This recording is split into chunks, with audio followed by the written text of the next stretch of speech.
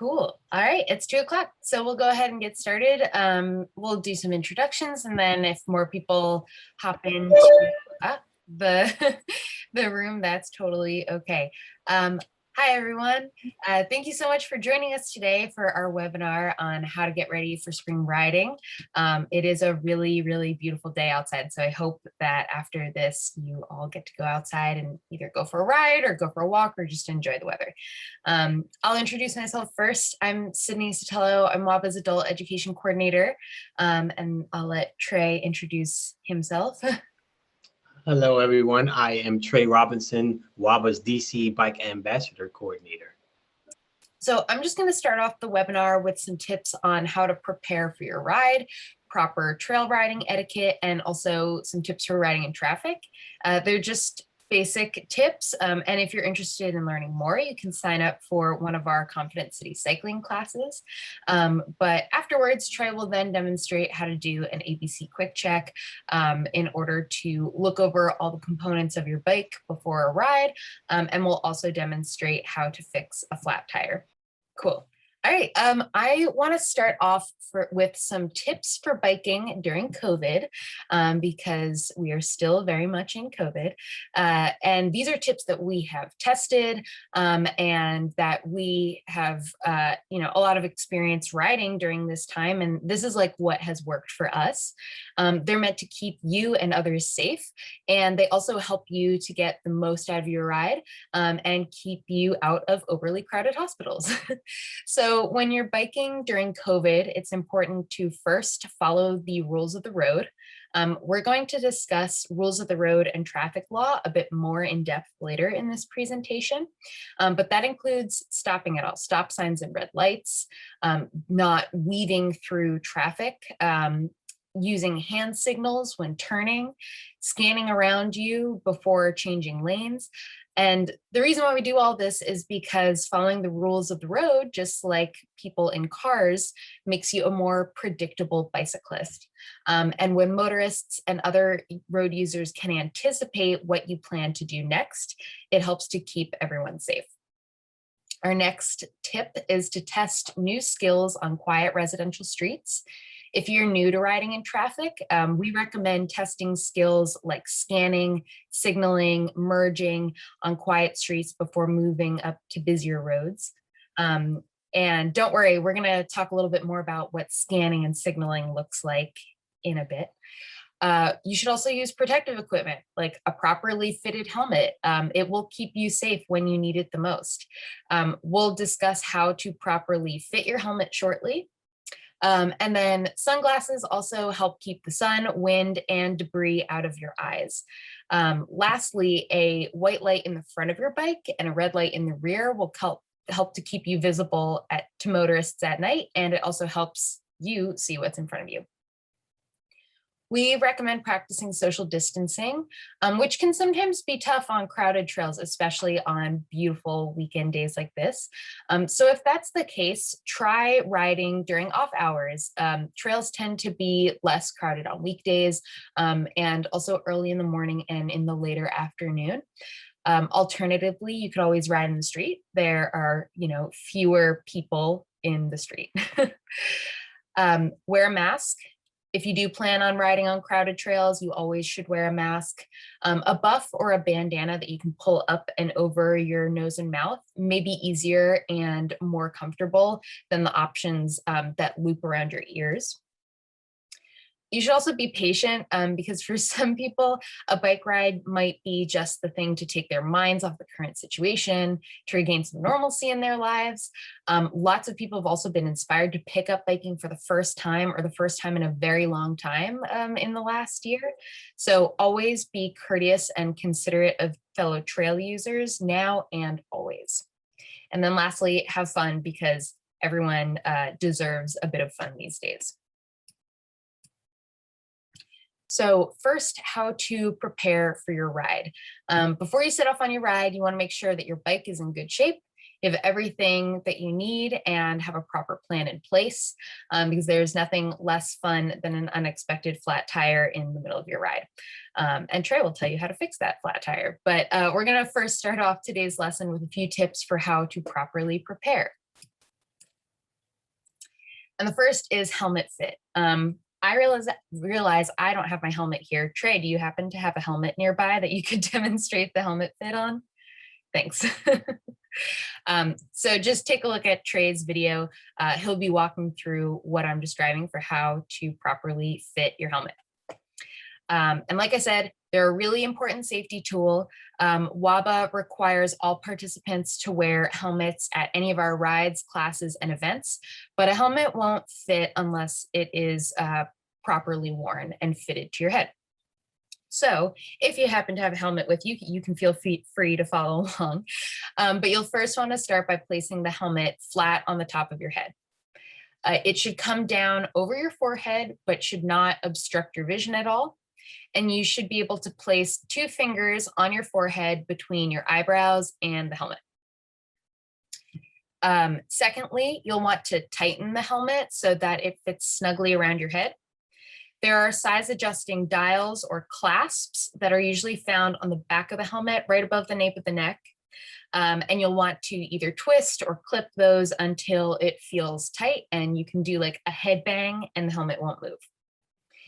You'll then want to clip the helmet straps beneath your chin and tighten the straps so that they fit snugly. You should only be able to fit about 1 finger between the strap and your chin. And then each strap has a V shape that comes down over the ears. You want to make sure that the V is even on both sides with your ear sitting in the center. Lastly, you can check to make sure that the helmet is on correctly with a quick head bang. And if it doesn't move, then you are ready for your ride. It's also important to note that in DC, bicyclists are not required to wear a helmet unless they're under the age of 16. Jackson has a question about helmets. Does an expensive helmet provide greater safety than a cheap helmet, assuming they both fit well? Well, the great thing about helmets is that any helmet on the market is built and designed to fit the required safety standards. So regardless of whether you buy a super expensive helmet in your favorite color that you are really excited about, or you get a free one from like the Capital Bike Share outreach team, they're all designed to, protect you in the same way. The reason why there are different price points for helmets are often because some will have, greater ventilation, will be more adjustable, will come in cool colors. Yeah, I also recommend like reading reviews on helmets because lots of people have tested them and have heard opinions on what they like about certain helmets more than others. And then Steve mentioned that I read that a helmet is only good for 1 impact and they don't protect as well as they get old. Are these true? Yes, that is true. Helmets are a one-time use item. And if you do get into a crash, then it is time to replace your helmet. They also are affected because like some of the materials start to break down as they age. And also you don't want to keep your helmet in the sun because that increases the rate that the materials break down. I personally, will buy my helmet either from a bike shop or from REI where I can talk to a sales associate that knows the specific features of the helmet that I'm interested in and can help me weigh one over the other. But every helmet will is built to the same safety standards and will protect you when you need it. But next we'll move on to clothing because wearing the proper clothing will make your ride all the more enjoyable. So you first want to start off by checking the forecast and ask yourself, do you prefer to ride in perfect sunny 70-degree weather like today? Or are you okay with a little bit of rain or cold? Check the forecast before you go to make sure that you're prepared for whatever may come your way. And then also remember that when you're moving, it helps you warm up. So you don't want to wear anything that you won't be able to take off once you start getting hot. So in that case, layers are your best option. You can put them on or take them off as you warm up and cool down. And then layers like rain jackets or mid-weight layers are really the best option for colder days to protect you from the elements without overheating you. If you stop to take a break, the sweat on your skin may also make you feel cold in, colder like 50-degree or under days. So having an additional layer to throw on when you're not biking is always helpful. Gloves or mittens are essential as temperatures start to drop. Even if it's not a particularly cold day, the wind that you generate while riding may make your hands feel extra cold. And if you have handlebar brakes, you need to use your hands in order to stop. We also encourage you to wear what you want because there's absolutely no uniform when it comes to riding bikes. You should wear what you like and what feels comfortable to you. I personally have done just as much biking in work clothes and like dresses as I've done in athletic clothes. But my one suggestion would be to have a change of shoes when riding because not all shoes are bike friendly. Hats or bandanas can also help if you have a lot of hair or if you have really big hair. Different hair textures, like especially like really curly or large hair, like may need to be braided or pinned back in order to fit inside of a helmet. But if you wear a scarf or a bandana over your head, it helps protect your hair and gives you a little bit less helmet head than if you were riding without. And always don't forget to get to wear sunscreen. I went on a ride yesterday and my back got all burnt up, so don't forget the sunscreen. Next, we're going to move on to some helpful trail riding tips. Trails are wonderful. They're magical, car-free places set aside for all types of fun, and they're full of lots of different users, walkers, runners, dogs, kids, strollers, and navigating all of these users can sometimes be tricky. So these trail etiquette tips will help you be the most considerate and courteous bicyclist that you can be. Some basic tips to remember when riding on trails. Pedestrians always have the right of way. They may be moving at a slower pace, but that doesn't mean that you should tailgate them or whip around them. Give them room to walk, stop to allow them to cross the trail, and be sure to pass them slowly. You want to keep to the right. That's the general rule of thumb. It allows others to pass you in the oncoming direction and from behind. And you can ride two abreast, so side by side with another person on an empty trail. But if you see others coming your way, just stick to the right in single file. You also want to go slowly when others are around. And if you need to stop to take a water break or to figure out where you want to go next, just be sure to step to the side off of the trail. And then lastly, relax and enjoy.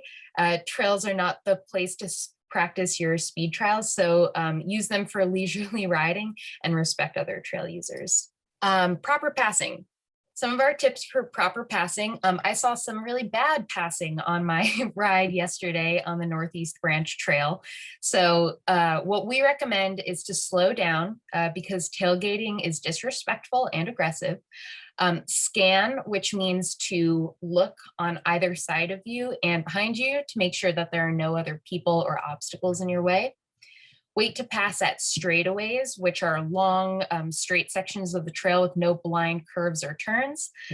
This was an instance in which two bicyclists were trying to pass on a blind curve, and so they came in the opposite oncoming direction and almost hit us, which is never fun.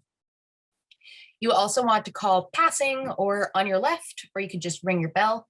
I find ringing my bell or saying passing is the most effective because when I say on your left, people tend to walk towards the left, which, oh well.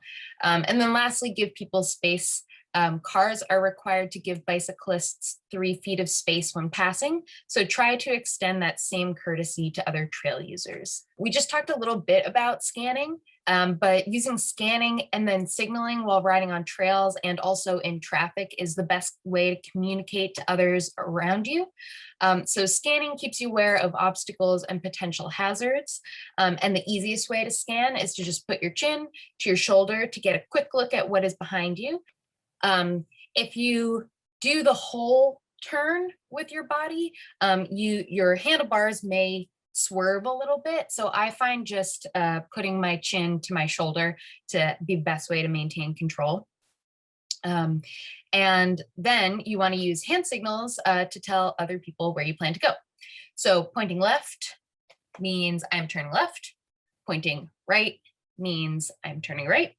And then some people may also recognize like bending your arm and putting a fist up as right.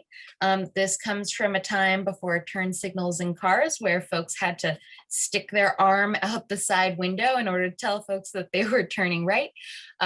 You're welcome to do that. I'd say most people would probably recognize pointing right as turning right, but you're not wrong if you do this. And then lastly, if you do this, where you bend your elbow and make a fist or point towards the ground, that means I'm slowing down or I am coming to a stop. So good to use like right before stop signs or if pedestrians are trying to cross.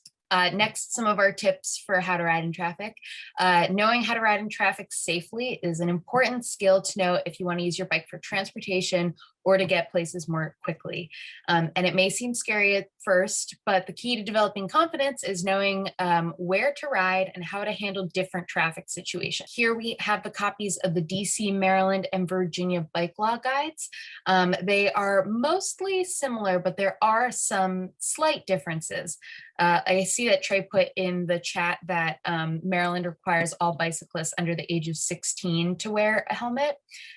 So, that's the same in DC, but in Virginia, it's 14 and younger.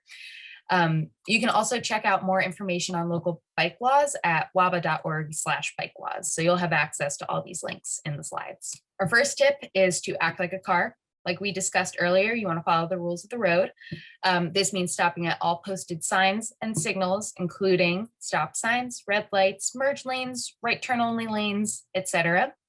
You always must ride in the same direction as traffic, unless you are riding in a contraflow bike lane.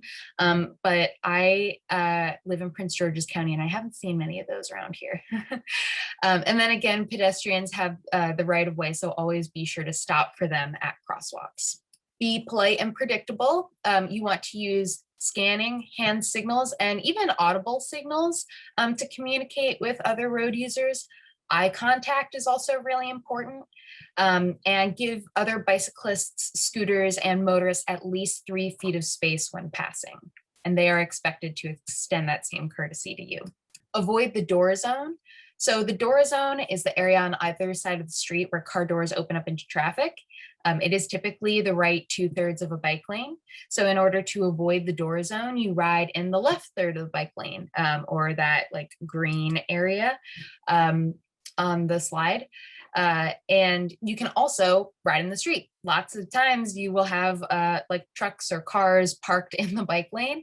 And so you will have to go into the right, the right motor lane in order to safely pass it and stay out of the door zone. But also, if you're ever driving and you need to park your car on the side of the road where your car door will open up into traffic, you can do the DC reach. What the DC reach is taking your right hand and putting it across your body to open your driver's side door. It kind of forces you to turn and look in front of you and behind you for bicyclists, scooters, cars, or anyone else in the road. And then also ride where you feel the most comfortable. Bicyclists can ride in the street, they can ride on trails, on sidewalks, depending where you are. And at any given time, you may feel more comfortable riding in one space over the other.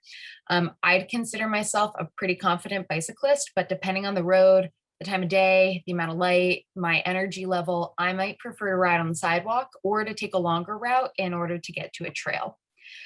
If you are riding on a sidewalk, always be sure to yield to pedestrians. Sidewalks are their space, and they might not be expecting to be sharing that space with a bicyclist.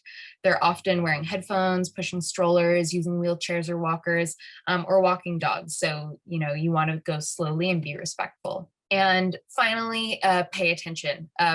I know that may be obvious, but paying attention to what is going on around you helps you avoid crashes and be prepared for the unexpected, like shattered glass in the road or a pothole or those streetcar tracks on H Street.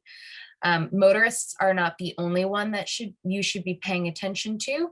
Scan around and keep an eye out for other bicyclists and scooter users as well. And in DC, Maryland, and Virginia, it is actually technically illegal to have both headphones in while riding your bike. So if you do want to listen to music, you could either use one headphone or you could get one of those cool clip-on speakers to clip onto your bike or your backpack. All right, so those are just some basic tips for preparing for your ride and riding during COVID. If you want to know more, or if you'd like to practice some bike handling skills or hazard avoidance maneuvers, you can sign up for a Confident City cycling class on our website. At this point, I'll stop and answer any questions you may have before handing it over to Trey to take it away with some maintenance demonstrations. All right. Jackson asked, my understanding is that Maryland laws do not allow bicycles on sidewalk. Can you clarify? Yes, so from my understanding, there is no there's no statewide bike laws in Maryland. It is based on each county. So for instance, in Montgomery County, there is a law that says that if a bike lane is made available, that bicyclists are required to ride in that lane rather than the street, where there's no such law in Prince George's County. I have not seen any laws that specify that you are not allowed to ride bicycles on the sidewalk in Maryland. If you have a resource that you want to share, I'd be happy to take a look at it.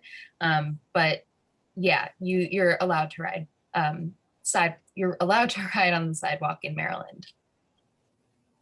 The only place where I know for sure that you are not allowed to ride on the sidewalk is in downtown DC in the Central Business District. All right, we will have more time for questions later. So if it comes to you later, that's fine.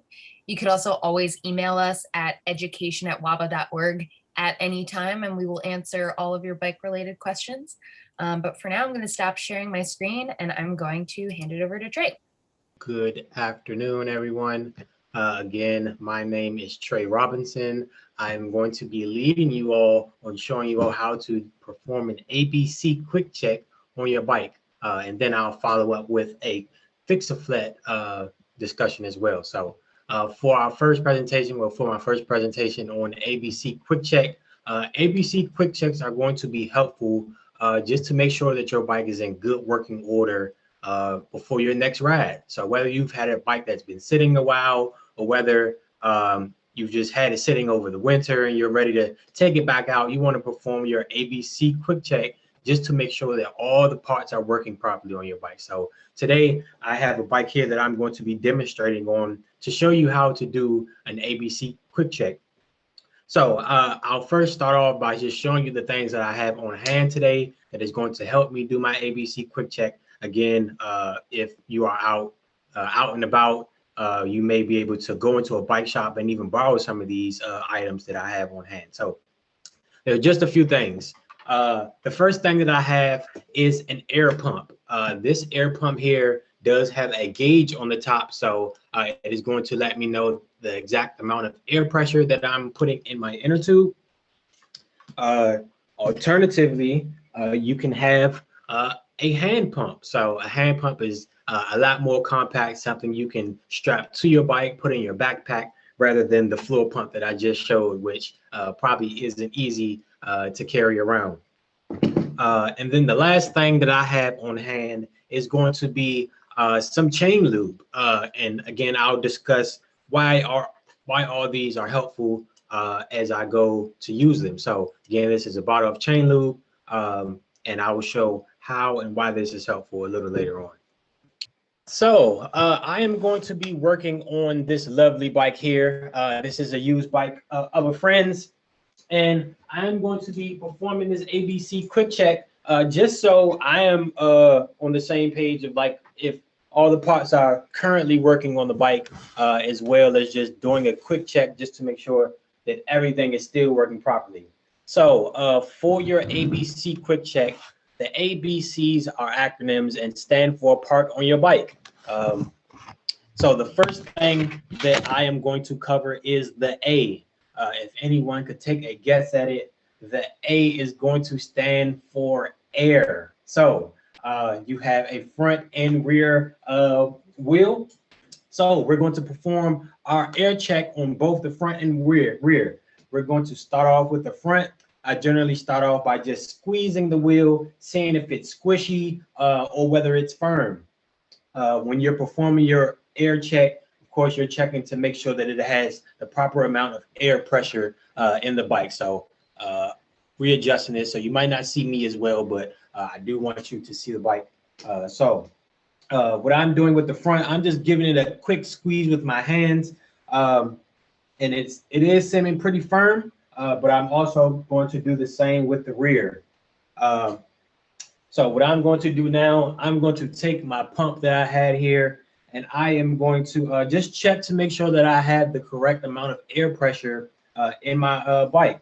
So if you are out and about and maybe on the trail, you may be able to go into a bike shop where they are happy to let you borrow some air. Air is definitely free, so you can go in there to borrow a pump where they may have a gauge on it as well. So what I'm going to do, I'm going to find my valve stem, which is probably like the only thing other than the spokes poking out from the rim, and you're going to find the end that is correct for your inner tube. So on this, just to show you all, on this pump here, there are two different sides. So you have two different types of inner tubes. You have Presta and Schrader. So Presta is going to be your skinny inner tube that you may see poking out from your rim, and Schrader is going to be the general or normal style of inner tube that you may find similar on vehicles or other equipment with wheels. So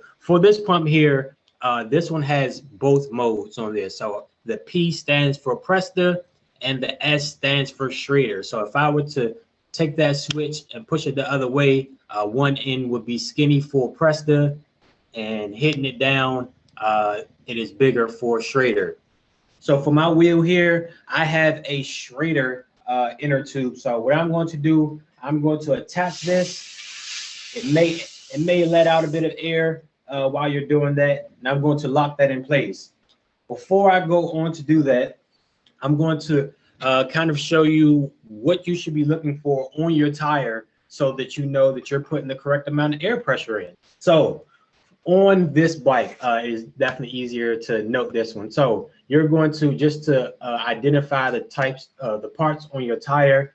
You have the top part, which is the tread, and this. So the top part is the blue for my tire, and the side here where the white is, this is going to be your sidewall. So on your sidewall, you are going to be able to find two things. The first thing, if you all can see this one here, this one says 26 by 3.0. This is letting me know this size of my tire. If you spin it around somewhere else on your sidewall, you're going to be able to find some numbers. Yours may say something different. Sorry, I'm putting this as best as I can, but this one is telling me PSI there. So this one says 10. Oh, sorry. This one says 15 to 36 PSI. So on my sidewall there, it is saying 15 to 36 PSI. That is giving me a range of where my air pressure should be in my tires. So again, the 15 will be the minimum, 36 will be the max. Some other tires may give you just a max. So it may just say 36 PSI. Again, you don't want to go above that range. I would recommend stopping in between those numbers if you do have a range, and then filling the tire to see how firm it is, and then proceeding if you think you need to add any more air. So we're going to move back over to the bike. So for this bike here on the sidewall, it actually says 40 to 65 PSI. So what I'm going to do, I'm going to take my gauge, and it is numbered 0. It goes by 20, so 0 through 120. So I know that I need to go between 40 and 65 PSI. So currently I am under 40, so that lets me know that I do not have enough air pressure in there. And I know that I'm under 40 because my gauge, sorry, I know the lighting isn't the best, but my gauge is telling me that I am under 40 PSI. So what I'm going to do, this pump here has these 2 foot plants here that you put your foot on so the pump isn't moving around. And then what I'm going to do is just give it a few pumps until it is between 40 and 65 PSI. So I am just over 40 and I'm going to stop there. So again, I don't want to go to that max right away because I don't want to put too much air in my inner tube. So feeling that is feeling pretty firm. I would probably go in between, so 40, I would probably go about 50 PSI. So just to get it at midway point, 50 PSI, feeling that and feeling my tire, that feels pretty firm. And I don't want to go above that. Again, you can test out to see how firm it is by putting some pressure on the bike. So if you need to stand up and kind of put some pressure on the front fork and the front wheel just to see if the front wheel compresses, that lets you know if you need to add any more air or not, or by doing the squeeze test with your hand. So again, I'm going to take the end of my pump off. It will let some air out very quickly, but you won't lose a lot of air. So that is okay. Again, doing the same thing to the rear, just double checking to make sure that your front and rear both have the correct amount of air pressure. That is going to be our A check. So again, our A check was for air. We checked to make sure that we had the correct amount of air pressure in our tires. So that is the front and the rear. And now we will move on to the B. If anyone wants to take a guess at it in their heads, I will help you out. The B is going to be for brakes. So the B is going to be for brakes. You have some bikes don't have both, but you generally will have a front and rear brake. So I want to move this a bit closer. So we have a front brake, which is going to be on your left, and your rear brake, which is going to be on your right. When you're checking the B in your ABC quick check, you are #1 checking to make sure that your brakes actually work. So in order to do that, you're going to kind of roll the bike back and forth. You're going to hold one of your brakes and try to rock the bike back and forth. If it doesn't move, that lets you know that your brakes are working. Again, doing the same thing to the rear, holding it and trying to rock the bike, and then holding both brakes and then trying to move the bike. The bike should not be moving at all. So that is going to be the quick version of checking your brakes. But if you want to get a little bit more detailed, I will do so. So looking at your brakes, when you're pulling your brake lever should not be pulling all the way to the handlebars. So if your hands are generally on the grips and you pull the brake and it is hitting your knuckles, that means that your brakes need to be tightened. So for this brake, it is doing just that. So when I have my hand on the brake and I pull the brake lever, it is hitting my fingers that are still on the grips. So a quick version, in order to tighten that or tighten your brakes, you have your barrel adjuster. So if you're following the brake lever to the brake line, you'll see this silver piece is your barrel adjuster. In order to tighten your brakes, you're going to turn your barrel adjuster counterclockwise. So turning this counterclockwise, it might not look like that from your side, but I'm turning this counterclockwise just a few turns, and then there's a piece at the end of the barrel adjuster that kind of locks that in place. So you're going to turn that clockwise back towards the brake lever to lock your barrel adjuster in place. So now when I'm pulling it, it is not pulling all the way to my knuckles. So it is not hitting my knuckles at all, even when I pull the brakes all the way in. Again, you can do this in small increments and then continue turning it out if you think you need a bit more space between your hand, or you want your brakes to react a bit sooner. You will turn this out a few more turns and then turning the other barrel adjuster back to lock that in place. So for those barrel adjusters that have been sitting a while, they may be a bit stubborn, so just keep that in mind. So feeling that that feels a lot better, and it is not hitting my knuckles as they are sitting on the grip. So that is going to be our quick check for checking over our brakes. The next thing that we are going to check is going to be the C. If anyone wanted to take a guess at it in their heads while I get prepared, the C could stand for a few different things, but there's one major thing that you're going to want to check for. That is going to be your chain. So when you are checking your chain, I'm going to move my kickstand out of the way so I can move the pedals around.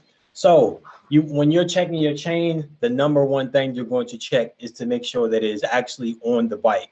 Sometimes when transporting your bike, it may come off of the chain ring or the cassette. So just doing a quick pedal to make sure that it is actually on the chain ring or the cassette or freewheel in the back is your first check. So you can either pedal backwards or lift the rear wheel up and pedal forward. So I'm going to lift the rear wheel up, give it a quick pedal, and if that rear wheel starts moving, that lets you know that your chain is on again, or you can pedal backwards to make sure that it is working or that it is on as well. So another thing that you're going to check after you've made sure that your chain is on is to make sure that it is properly lubricated. If you've ridden your bike in the rain recently or in any other extreme weather conditions, it can kind of strip that lubricant from the chain, and you want to keep that lubricated so it can keep your chain moving smoothly over the chain ring and the cassette. So for this bottle of chain lube that I had, I was able to find this at the Home Depot. This is like a universal or multi-purpose chain lube, but I did read a bit on the back, and it is good for bike chains. So it is also helpful to note that WD-40 is not an alternative to chain lube. So again, although you may have this on hand, it does not keep the chain lubricated as well as actual chain lube does. So WD-40 may be helpful for kind of cleaning things up, but it is not a chain lubricant. So although you may have this on, I would recommend looking into getting some actual chain lube. I'm not going to do this indoors, but if I were to apply chain lube, this one does have like a easy tip there where I can apply that to each of the links there. I'm going to make sure that I am hitting each and every link on my chain. I want to do that just to make sure that all the parts are lubricated, as well as that every part gets hit. So if I were working on my bike outdoors, I would probably flip it upside down so I can easily pedal the bike while doing it as well. But I would just recommend going slowly, making sure that you're getting lubricant on every single link, and if possible, doing your best to not get any chain lube on your rim, because if you have a bike with rim brakes, that means that your brakes are squeezing your rim in order to stop the bike. Getting some of that chain lube on the rim will probably affect the performance of your brakes. So trying to keep that chain lube from off of your rim will be most helpful. So, and the second thing is going to be your cranks. So if you don't know what your cranks are these. So this shaft here that connects your pedals to your chain ring. It is crucial to check your cranks to make sure that they don't have any extra play in it, meaning they don't have any movement that shouldn't be there. So your crank should be moving kind of back and forth. They should not have any left to right movement. So in order to check my cranks, I'm going to just hold the pedal and I'm going to try to push and pull left to right on the crank just to make sure that it does not have any side to side movement. This one does not, but if it did, there's a little cap here that you can pop off with your finger or a tool. There's either a bolt or an Allen key that you can attach here in order to tighten that up. So if you do have access to a socket or an Allen key, you can usually find that in the middle of your cranks in order to tighten that. The last thing that we are going to check for our C is actually going to be your chain ring. So your chain is actually sitting on the chain ring in the front. in the cassette or freewheel in the back. So the chain ring in the front, we're just going to make sure that it is actually working. You don't have any major bends in it. Maybe if you bump the bike around, just making sure, just doing a quick loop around, making sure that it is not like missing teeth, because that will cause the chain to skip as well. So just doing a quick loop around, checking to make sure that your chain ring is looking in good condition. And also, if you want to go on like a very short ride, just to test your gears in the front to make sure that they're working properly. And then again, the last thing is going to be your cassette. Some bikes have cassettes or freewheels in the back, and just checking to make sure that things are shifting properly. I would recommend doing that before you kind of go out on your ride, or if you know you happen to go up a hill or something, checking to make sure that all your gears work before going out and ride is going to be super helpful for preventing you from having to stay in like a hard gear or sticking in one gear because it won't shift.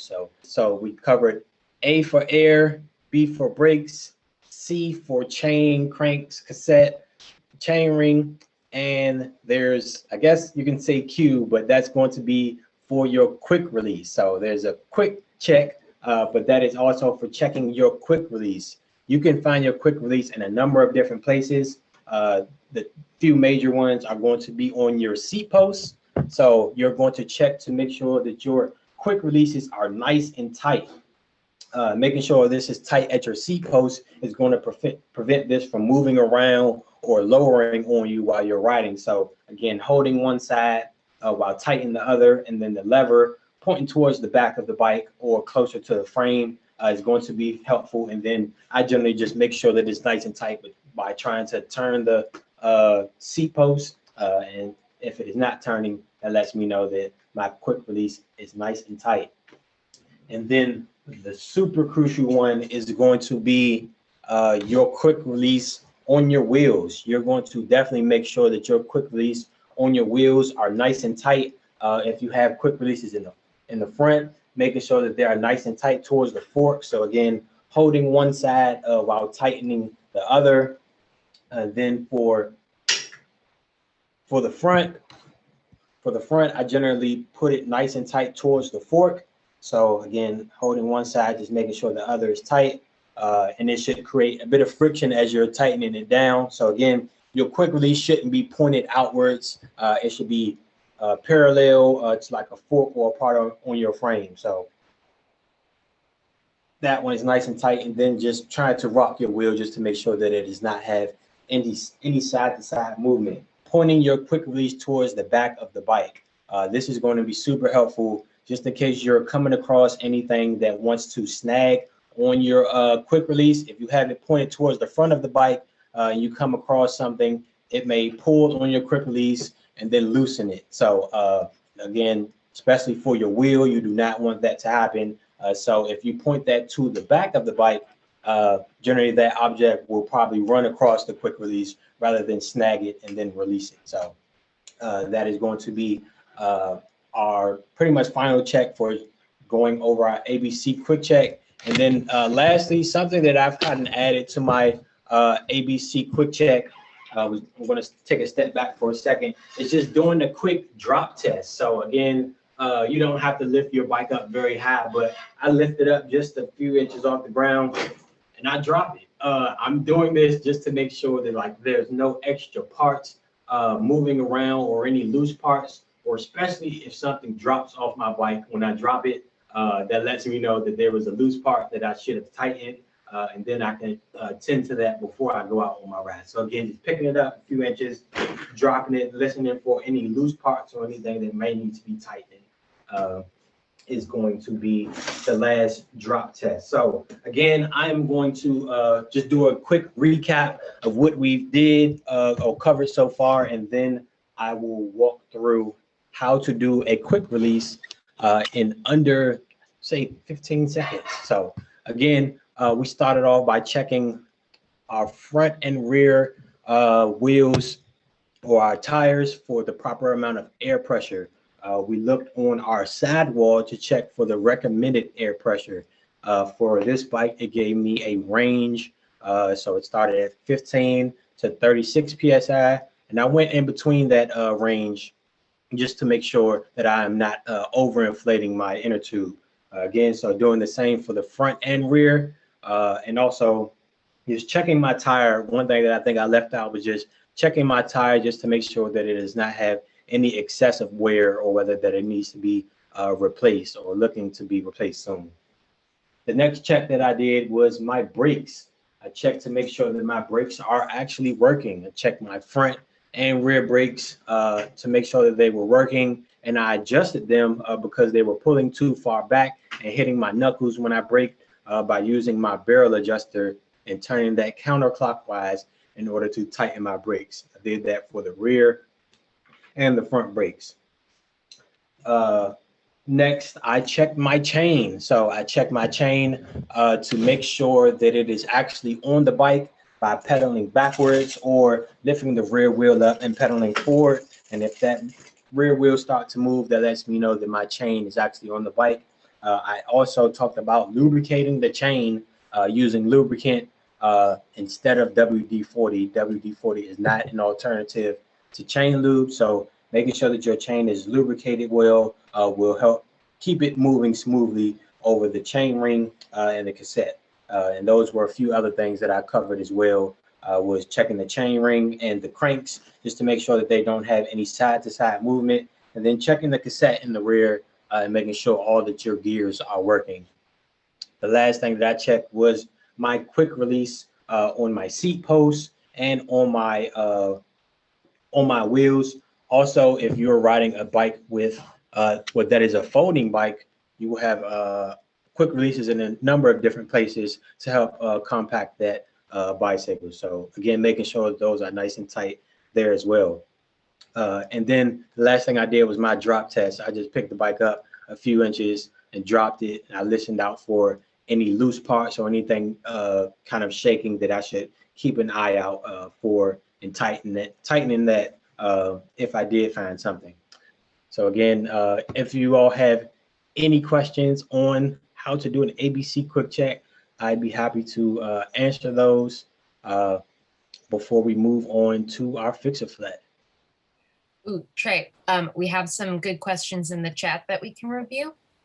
Yeah, looking back through the chat, do these same, seeing a question from John, do these same adjustments apply to disc brakes? Yes, disc brakes, depending on the type, there are two types of disc brakes actually. You have mechanical and hydraulic disc brakes. Hydraulic disc brakes cannot be adjusted, so you won't have a barrel adjuster there to adjust them. They have to be adjusted by bleeding the brake system. So that is pumping fluid through the lines that is helping you stop your bike. Mechanical disc brakes do similarly have brake lines that go to the brake caliper, which stops your bike. So mechanical disc brakes, you can find barrel adjusters at the brake lever, but not hydraulic brakes. So if you do have mechanical brakes, yes, you can make the similar adjustments that I just did. John, thank you again for noting to look for cracks in your tires or dry rotting. So yes, that is another thing that you should check when looking at your tires. And again, I will cover that in our Fix-A-Flat, which is probably why I left it out in our ABC quick check. But yes, looking for cracks in your tires is going to be another thing you should do if you are, especially if your bike has been sitting a while, just looking over those just to check, see if they need to be replaced. If you're seeing any cracks, that is a good sign that you should be looking for a new tire. The next question I see, so I did purchase chain lube and cleaner combined. Any comments on this, good or bad? Chain lube and cleaner, so that I'm assuming that's in like one bottle, kind of like a multi-purpose thing.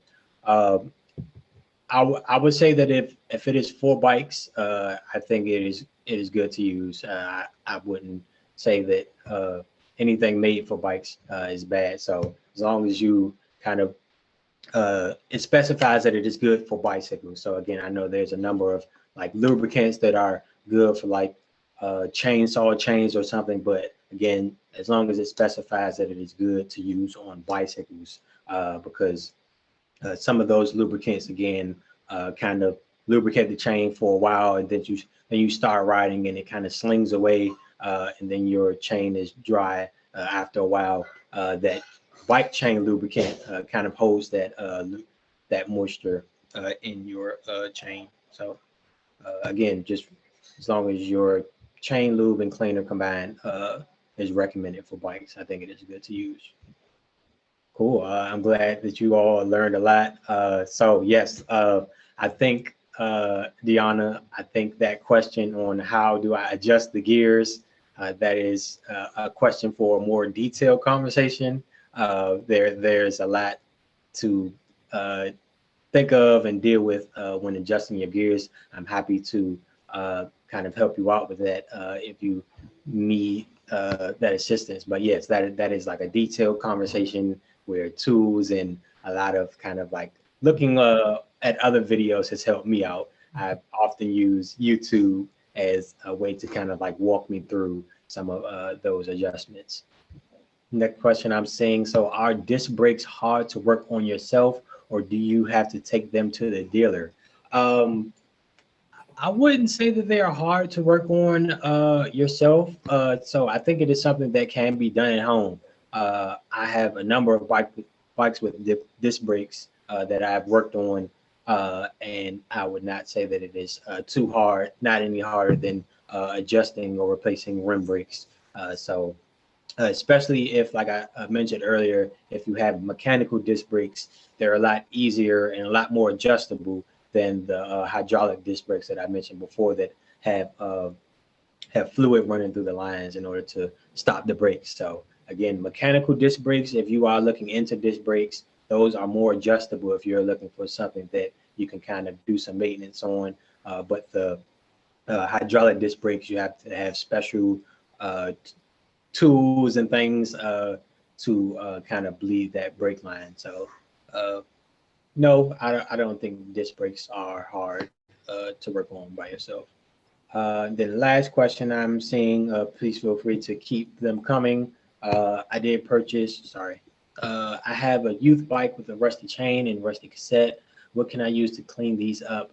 I use the bike as my Metro bike rather than paying $1,000 for a folding bike. That is good to hear that you don't have to have a folding bike to bring your bike on the Metro.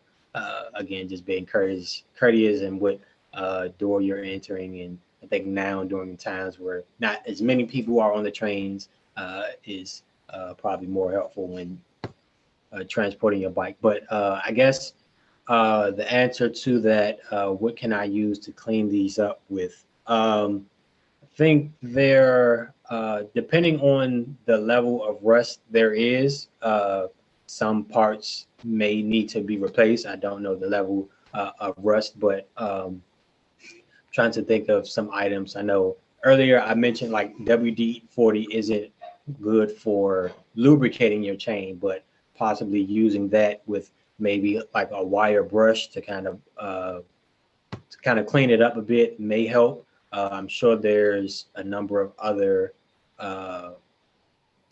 things out there that could clean that up. But again, I think just depending on the level of rust, if it is like completely rusted and it is stiff, and like that means that like some of the links like don't move freely, I think that is a sign for a replacement. But again, I would take your judgment to kind of look at that and see where that is. So yeah, I can do some quick research at the end of like some other things that help clean up rust as well. So I'm deciding which second bike to purchase, one with disc brakes or cable. What are the pros and cons for these two brakes? That's a very good question. And it's really your preference. I think they both kind of have their own advantages. Like I said before, disc brakes may be a little more detailed when trying to adjust them, but they are adjustable. The mechanical brakes are adjustable. But if you are looking, I think that is one thing to keep in mind, and what style of disc brakes you're looking for. So, or the type of bike that you have that it's coming with. So if it is coming with mechanical disc brakes, just knowing that they can be adjusted a lot easier than hydraulic disc brakes, which if you don't have the proper fluid or tool to bleed the brake line, that is something that probably a bike shop is best for. But with like the mechanical disc brakes, those are a lot easier to adjust using like Allen keys and something that you probably may already have, rather than the hydraulic brakes where you would be likely purchasing something in order to maintenance them. So I think the advantages of disc brakes, I think uh, they're a bit more better for like extreme conditions. So if you're riding in the rain or any inclement weather, those disc brakes will probably react a bit better than your rim brakes, because again, once your rims are wet or get some type of outdoor element on there, that may affect the brake pads squeezing on the rim. So again, with your disc brakes, you have disc brake pads in there as well. Those may react a bit better in inclement weather.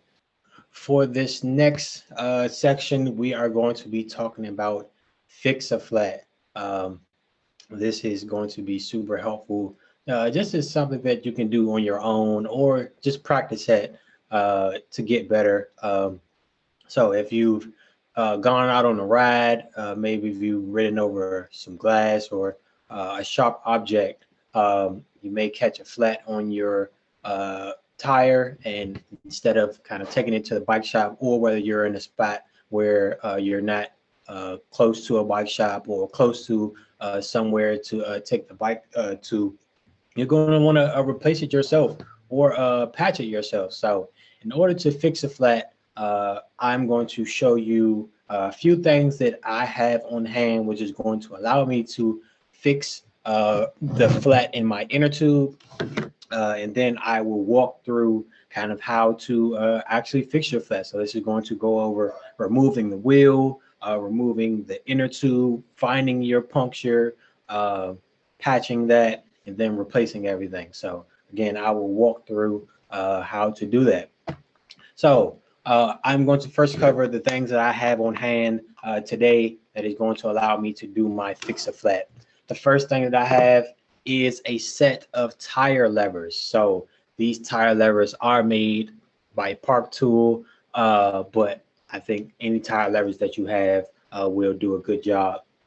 These are helpful because I call these ears on the end. They look like a little puppy to me or something, but the ones with the ears on them are going to be super helpful for locking your tire lever to your rim. And I'll show you when I'm demonstrating how this is going to be helpful. So most tire levers do have the little ears to them, but some of them may have just like a J hook at the end. This one has ears on each side. So tire levers, again, whether you have 3, 1, 2, I will show you all how to use these. The next thing that I have on hand is a patch kit. So again, most of these things that I'm listing, you can find at a bike shop. They are generally cheap, so you can find them at a bike shop or online, or some of your department stores like Walmart or Target, for example. So the next thing that I have on hand is my patch kit.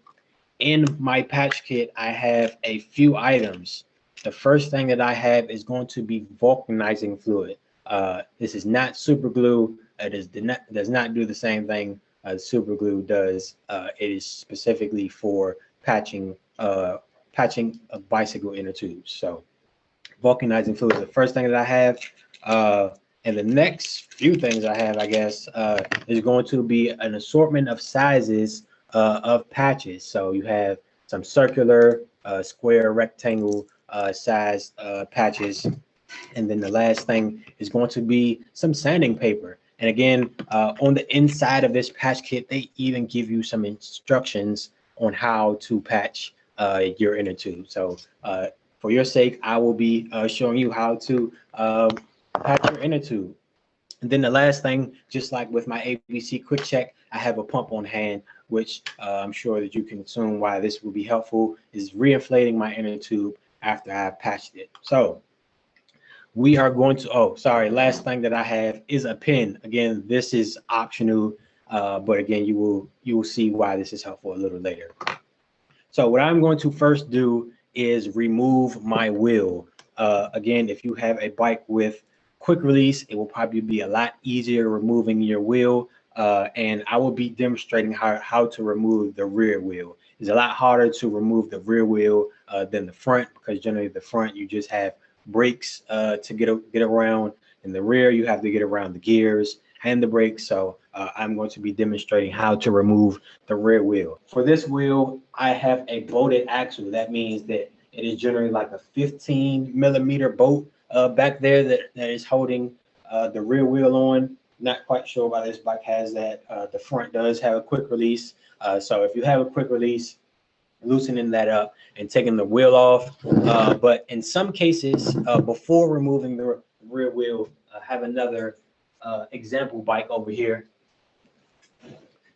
Before removing the rear wheel, you may have to disengage the brakes. So in the rear and front as well, this is going to be something that you may have to do, because the brakes may sometimes be squeezed on the rim, and the tire is generally wider than the rim. So when you try to remove the wheel, the tire will snag onto the brakes.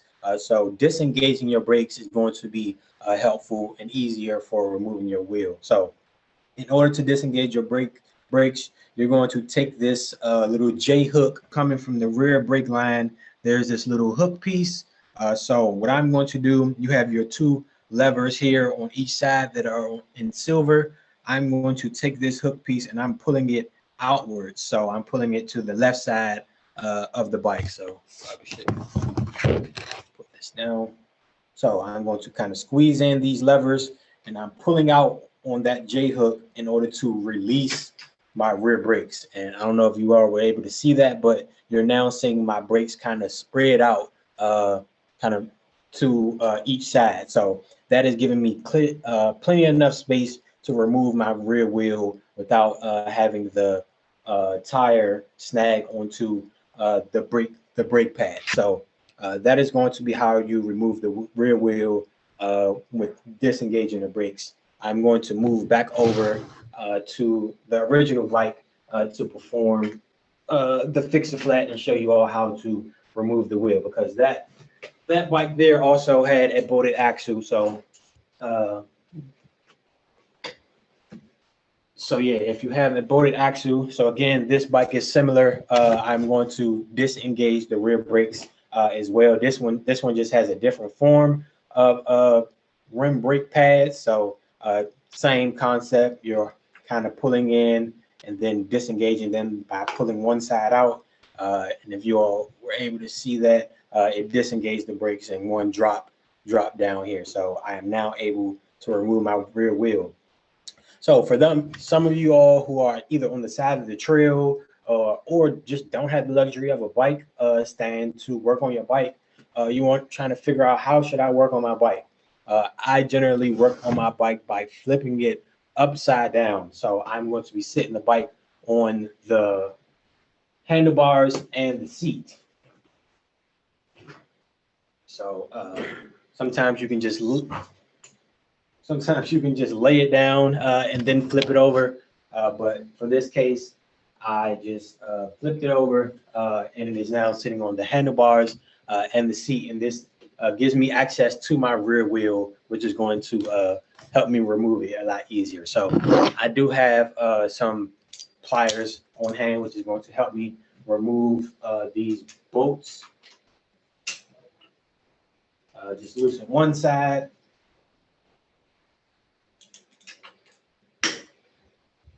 And just loosen the other.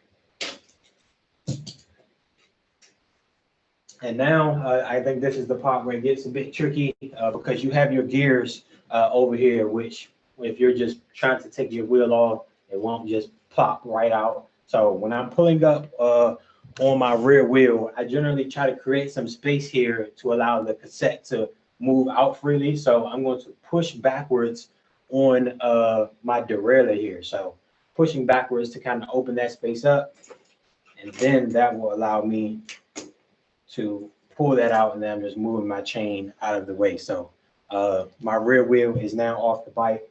I'm going to sit the bike to the side and show you all how to now remove the rear wheel.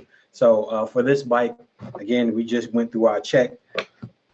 So we know that it is currently still inflated, but I do have a spare inner tube on the side that does actually have a puncture in it, and we're going to find it today. So what I'm going to quickly do is just let let the air out of the tire, so I can show you how to remove the wheel. So in your case, if you've had it in a flat, this will already be deflated.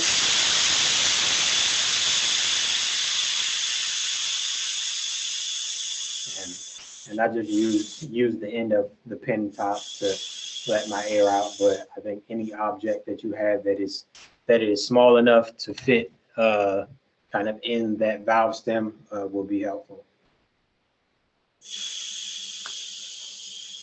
And then there's also, if you're deflating it, just putting some pressure on it to help that air escape. Cool. So we now have our flat tire. So again, we know it's flat because when we squeeze it, it is super squishy. We can move it side to side.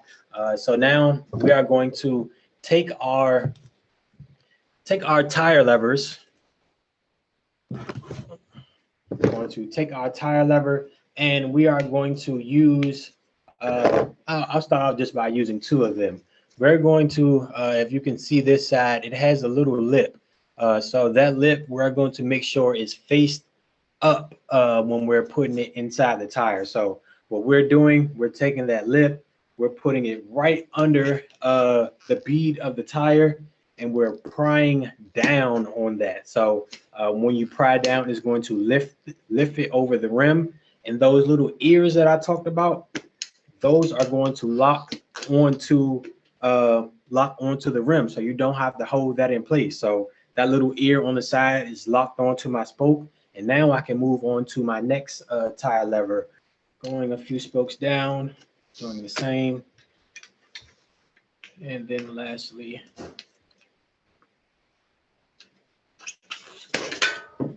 cool. And the reason why they dropped out is because that area kind of opened up there, and they were no longer able to stick in there. So now I created a bit of space where I can fit a few fingers in between my tire and my rim. So what I'm actually going to do now is just kind of work my way around and pulling that off of the rim. So I'm pulling one side of the tire off of the rim. If you do have a tire that is in good condition, you don't have to take the entire tire off. But if you're looking to replace the tire and the inner tube at the same time, you can remove both sides. But for this case, we're just going to be removing one side. And if you all can see, there's you can see your inner tube from this angle. So now what we're going to do, we're going to find our valve stem, which is here for me. I'm going to push up on the valve stem, and then I'm going to grab it from the inside of the rim, pull up on it, kind of take that valve stem, and now as you see, it is on the outside of the rim. And now what I'm going to do is just pull down on that, and I'm going to work my way around. I found that inner tubes that's been sitting a while, they may be stuck to the tire, so that's why I'm going to work my way around rather than just pull from one section. So,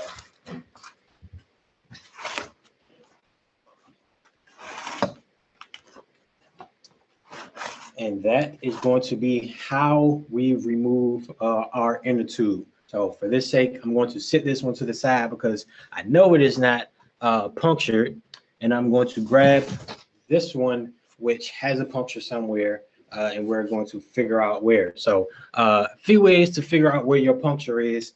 There may be the case where it may be a very small hole, which is usually in the case of like a slow leak. So that air is letting out gradually.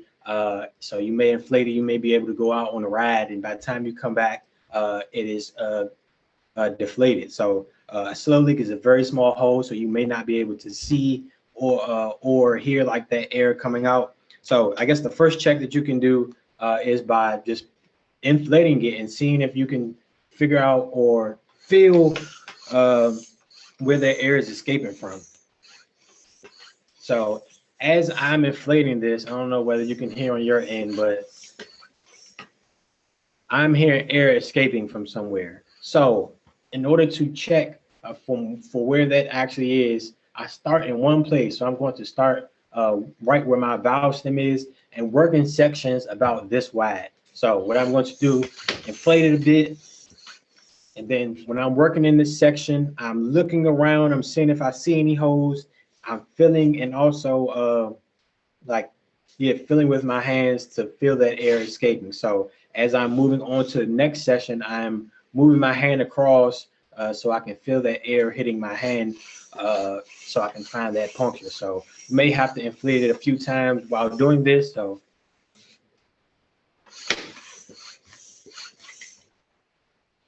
still hearing that air escaping and have not come across anything just yet. As you see, we are in our last section, and that is probably a good sign that our puncture is in the last section if we haven't seen it yet. So when I just rolled my hand across the inner tube, I kind of heard that or felt that air as well as like the sound pitch change in the air as well. So that lets me know that my puncture is in this section. So that is why it's helpful to just work in sections rather than kind of looking around. So inflating this, I was able to find that it is in this section and it is on the top side. So that lets me know that I probably rolled over some glass or a sharp object. And some of them aren't as noticeable.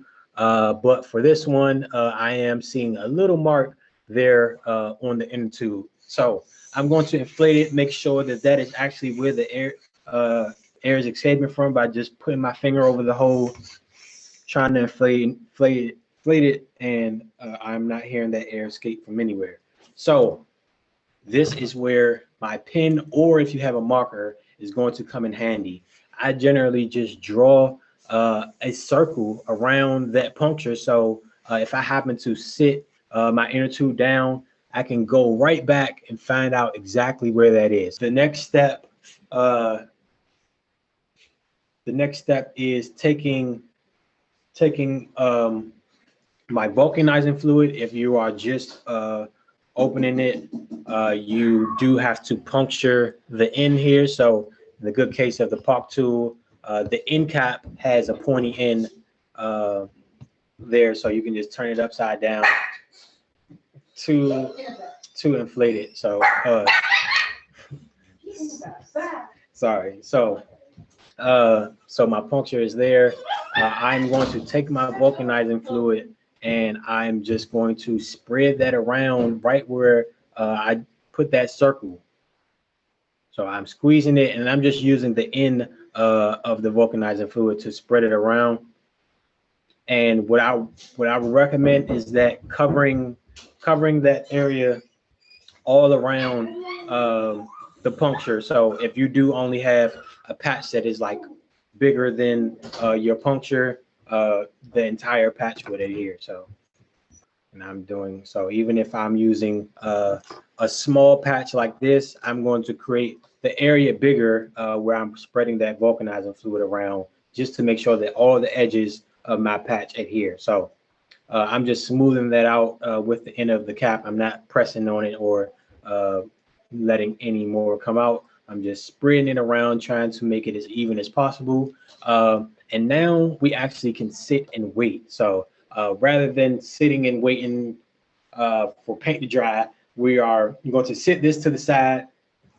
And while we're waiting for that to dry, we're going to definitely make sure that you put the cap back on the vulcanizing fluid, because I have found by experience that this will evaporate if you do that. So definitely making sure you put the cap back on there. But while I'm waiting for the vulcanizing fluid to dry up, because you don't adhere the patch directly while it's wet, you kind of let it dry up and then adhere your patch. I'm going to look over my tires so I can see kind of where exactly that puncture may have came through. So maybe there's glass or something still sitting in my tire, and I'm going to do a full go around just to make sure that there's no sharp objects still sitting in my tire. So when I reinstall my inner tube, I don't come across the same issue. So again, starting in the section, for me, I guess it is helpful just to remember on my rim that I'm starting here at the reflector and then working back again. So again, I say working in sections just so you know where you started and ended. So I'm looking around on the outside of the tire, making sure that there is no sharp object still sitting in there.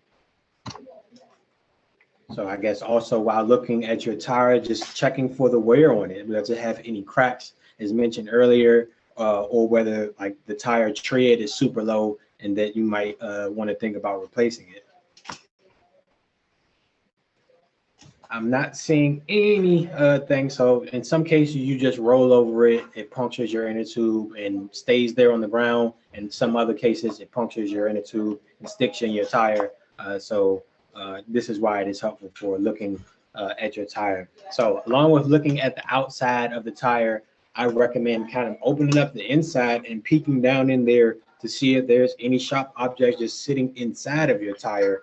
This is going to be helpful. Got just like shaking it, trying to get it all down to one place, and kind of looking and feeling in there. So if you are using your hand to feel inside, just be super careful, especially if there's a sharp object in there. You don't want to cut yourself. So this is what you should do, I guess, to buy you some time while the vulcanizing fluid is drying. And I guess you can look back over here just to get an eye on it. And to the touch, it is not quite sticky at the moment. I will give it another minute or so. I have like been impatient, but I think the key to patching an inner tube is to be patient. But if you are in the rush, like I have like sat here and like blown on the vulcanizer fluid to help it dry a bit quicker. So if you do want to kind of speed the process up, like taking a fan or something and trying to help it dry up a little quicker. So for this case, this one is actually pretty good because to the touch, it is not sticky at all. So again, that time that it took us to look over our tire gave us enough time for this patch, for this vulcanizing fluid to dry. So what I'm going to do now, I'm going to find me a patch. I found a patch here. I'm just going to disconnect it from the other, and you are stuck with an orange and black patch on a foil backing. What you are going to do is remove that foil backing. So again, the patch should adhere to the clear, and you can dispose of the foil backing. So what I'm going to do when I find my puncture, do your best to try to find the center of where that puncture is, because you want to put the puncture directly in the center of your patch. So I kind of remember where it was, and I can almost see where my pin marking was. So I'm sitting directly in the middle of that, and I'm going to place my patch right over the center of it, and I'm going to put my thumbs on the backside. I guess another thing that I should have mentioned, that gloves are helpful, especially if you are like working at home and don't want to get a bit messy. So again, I'm putting my thumbs on the backside, and I'm just going to press this down firmly all the way around, making sure that the black portion is seated as well as the orange outer portions of the patch. So pressing down on that, making sure that it is adhered properly all the way around. And yes, just I think it is just crucial to make sure that the orange portions are pressed down firmly as well, because once you inflate your inner tube, it's going to be looking for somewhere to escape from that puncture.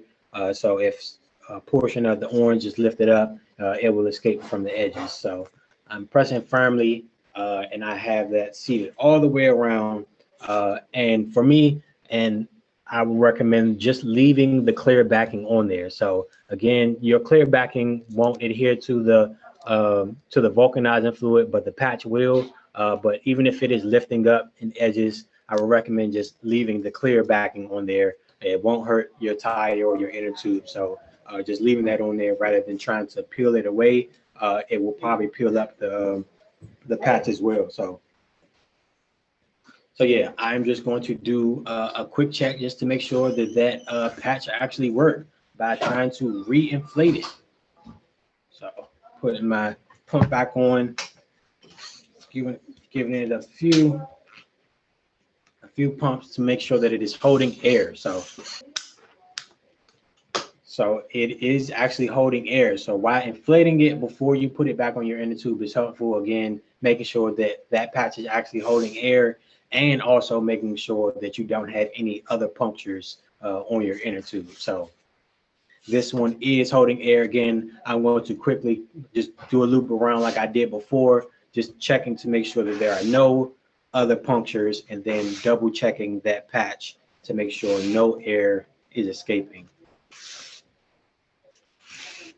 And then this is my patch here, so I'm going to put a quick ear to it, feeling if there's any air coming out, and that seems fine. So we successfully patched our inner tube. So what I would recommend now is just by taking that air out so you can reinstall your inner tube back in your tire.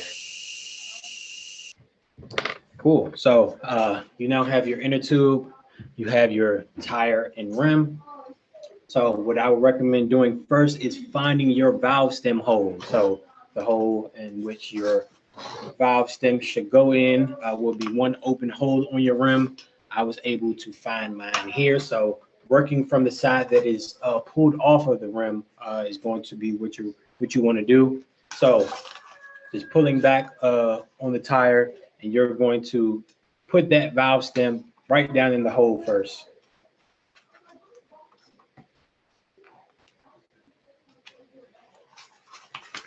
And then you can begin to kind of tuck the inner tube inside of the tire. So for me, this is helpful. It is most helpful to put the wheel on the ground when doing this because just working on it on the floor is a lot easier than kind of like on your lap if you're trying to stand it up.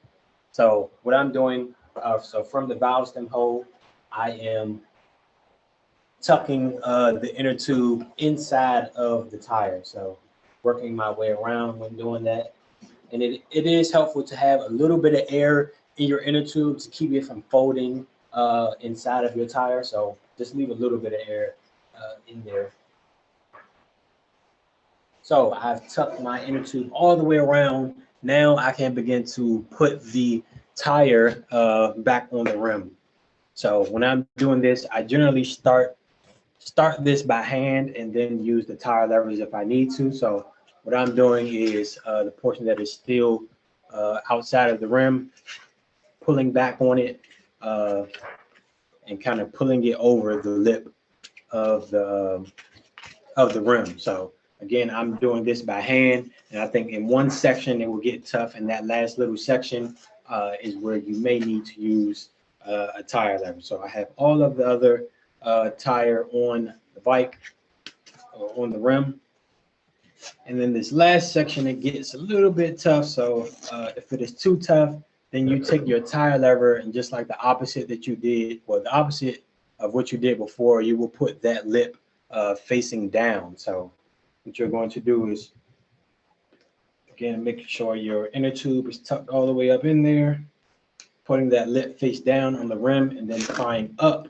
on the tire, kind of holding that in place. You don't have the luxury of having the ears of the tire lever attached anywhere. But again, if you have a few, you can do that. And it is generally easier to take it off than put it on. So this one is the tire is on all the way around. And I guess the last check that we have to do is re-inflate it. So I'm putting my pump on.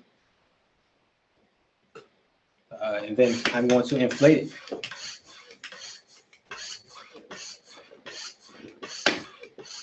And again, it does seem like it is still holding air, so that lets us know that our pump, our patch is still working. Yes, I have a special guest in the background, but it is holding air, and I am almost at 40 PSI.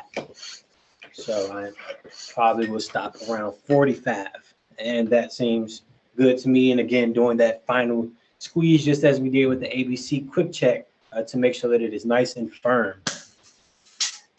So lastly, we are going to reinstall the wheel. So bringing our bike back around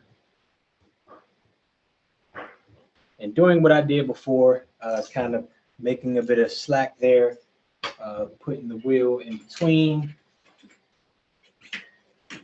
and making sure that cassette goes over the chain or under or in between the chain, and then pressing down on that to get it seated. So again, if you have quick releases, making sure that they go smoothly in the dropouts.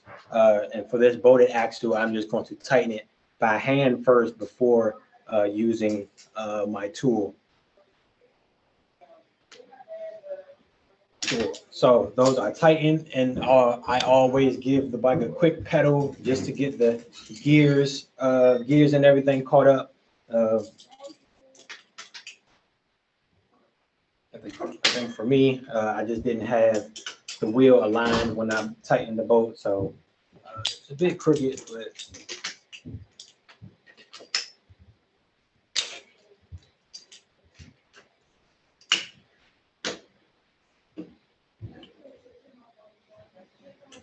cool, much better. So again, getting the gears caught back up, and that is working properly. Again, the last thing that we have to do is re-engage our brakes.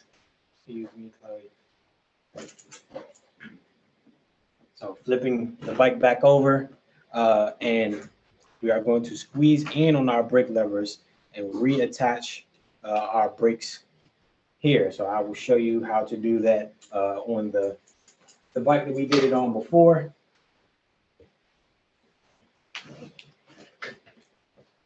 So what we're going to do is just squeezing in on the brake levers and taking that J hook, and you're going to have a piece that is generally on the left side of your bike, and putting the end of that J hook right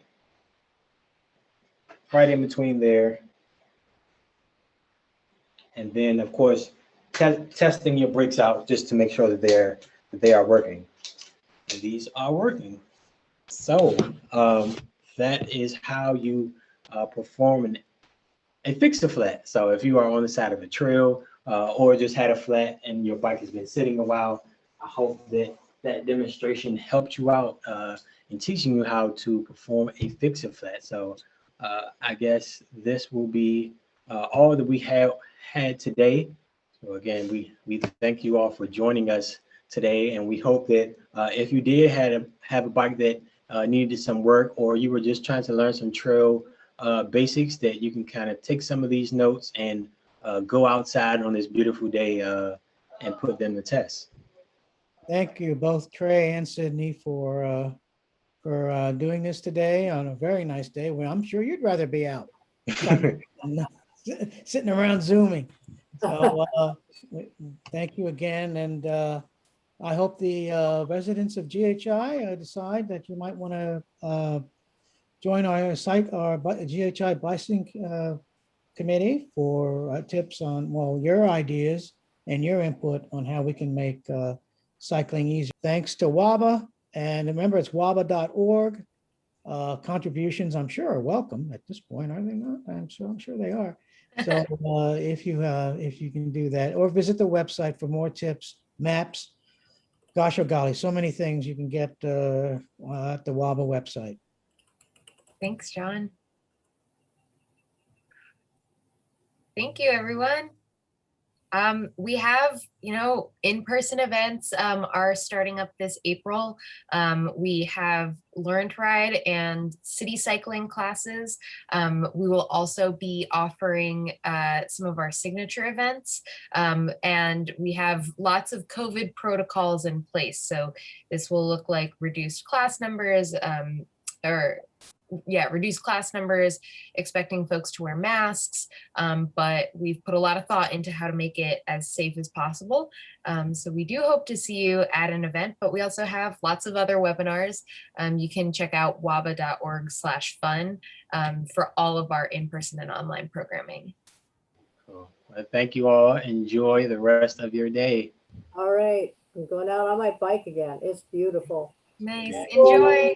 Great job, Trey. Thank you, everyone. It was wonderful meeting you.